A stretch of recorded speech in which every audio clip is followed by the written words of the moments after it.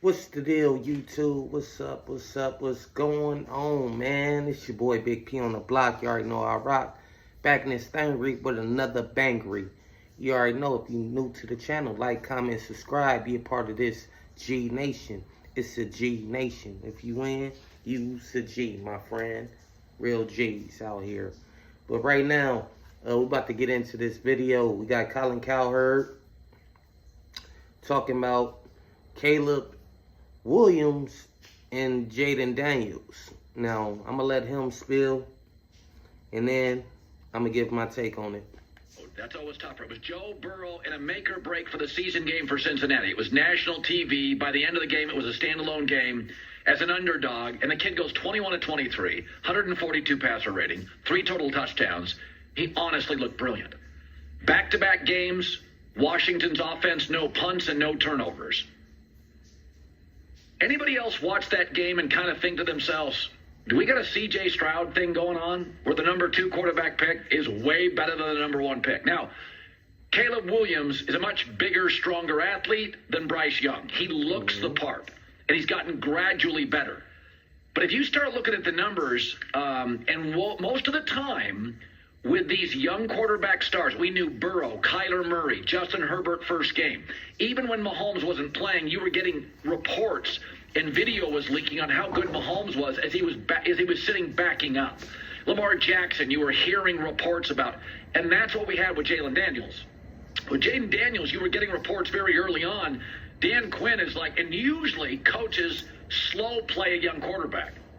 Well, it's a process. You didn't get that with Jayden Daniels. Dan Quinn was like, it's kind of blowing us away. Cliff Kingsbury's like, multiple times Kingsbury went to a podium. This is the opposite of what you do with rookie quarterbacks. It was like, yeah, I can't. And this guy does everything right. His accuracy's insane. That's what they did with, like, Andrew Luck. When Kobe Fleener, a tight end for the Colts, went on record like 2 weeks into camp and said he memorized the playbook in 2 days. I went to Stanford. It took me a month. Like, that's what people said about Elway. That's what people said. I mean, we're still waiting for that stuff from Trevor Lawrence. In camp, Washington couldn't control themselves. And Kingsbury's been around long enough to know, don't hype a young quarterback. And Kingsbury couldn't help himself. And Dan Quinn couldn't help himself. These are not like rookie coaches that are over their skis or Deion Sanders trying to change the culture in college. And if you look at Caleb and Jayden Daniels, there are 2 things that are not disputable. Caleb is very inaccurate. Jayden is crazy accurate. It's not like close. Okay, let me stop it right here. Because the Caleb Williams hype was massive. You know, he going to be the next Patrick Mahomes. He's the only rookie walking into a perfect situation. All the offensive talent around him. They got DJ Moore, Rome Odunze, DeAndre Swift, Keenan Allen.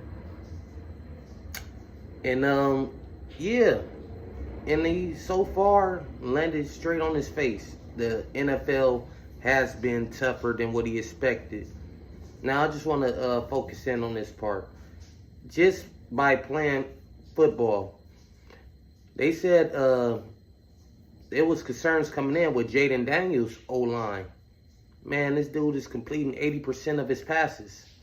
270 yards a game. It's 3 games. The season is not over. But so far, we about to be a month of football land after this week. After this week, this is week 4, so it's a month of football.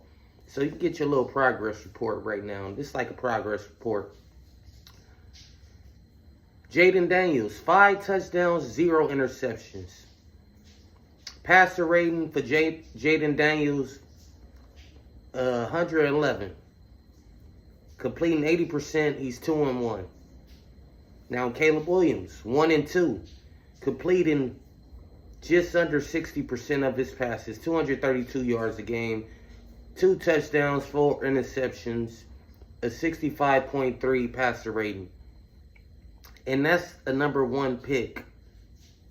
The guy that was supposed to be transcendent. We seen these guys come in from college that was all worldly. Tim Tebow didn't work in the NFL. He just didn't. I ain't saying Caleb, Tim Tebow. So far, Trevor Lawrence, he showed, a glimpse of talent, but he's been kind of a disappointment as well, even though they just paid him that money and gave him the bag. Baker Mayfield, he been on 3 or 4 different teams. Number 1 overall pick. I know people love to compare, Peyton Manning didn't start off hot or start off good. He led the league in interceptions first couple years. Peyton Manning is one of the greatest quarterbacks ever. It's more, the chances of you being a bust than being a Peyton Manning is way more likely you being a bust than being a Peyton Manning. Peyton Manning they don't come a dime a dozen. You feel me? It's once every generation you get a Peyton Manning. Joe Burrow, he came in, he was number 1 overall pick. Hey, he's been good. He's taken his team to a Super Bowl. He had messes on his offensive line, and they had to bring in talent, but he haven't always had the best defense. The Bears was a 7-win or 8-win team last year with Justin Fields. And people was ready to write Justin Fields off. How is Justin Fields with less talent more productive than Caleb Williams? I know it's first year. We're going to give you a little bit of grace. But if you look overwhelmed and the league is just too fast and too much, maybe they should have kept Justin Fields just for 1 year so he can learn. Because when you get thrown in the fire as a young rookie quarterback, okay, the L's start mounting up. After they fire the coaching staff, which I'm pretty sure they're going to fire the coaching staff, it's not going to be too many more excuses. The talent around you is good. You got a good defense. Make something happen. He hasn't been doing that. I'm not saying Caleb Williams is a bust, but I understand why. It was talks during the draft that maybe we draft Jayden Daniels, or maybe we take one of these other quarterbacks. It was pause and concern for Caleb Williams. Everybody thought he was just going to hit the ground running. And even in preseason, he was completing 50%. I mean, it was limited snaps, but in preseason, you should just be hitting, fish in a barrel. It should be like that. But that's just goes to show you how hard the league is and how hard they make it for these quarterbacks. And nothing is just happen overnight. So, do I think he's a bust? No, I don't. I don't think he's Bryce Young. They benched Bryce Young. He was just, they comparing him, Bryce Young, to Caleb Williams. I believe Caleb Williams is a way better talent than Bryce Young. Bigger, more mobile, and got more upside. But, they was comparing Caleb Williams and Bryce Young to Jayden Daniels and C.J. Stroud. The crazy part about this year with even C.J. Stroud is he's having a little tougher time than he had last year. If you pay attention, it's not that, he's still getting the job done. Nonetheless, he's winning. But them numbers is going to take a dip. I wasn't so up in arms about his first year anyway because, for a rookie to do that, that's impressive. But 25 touchdowns, I think he threw like 4 interceptions. He was hurt for some part of the year. But to me, that's like a regular NFL quarterback. That rookie year, he had 26 touchdowns, I believe, and like 5 or 4 interceptions. Aaron Rodgers 1 year called that his down year.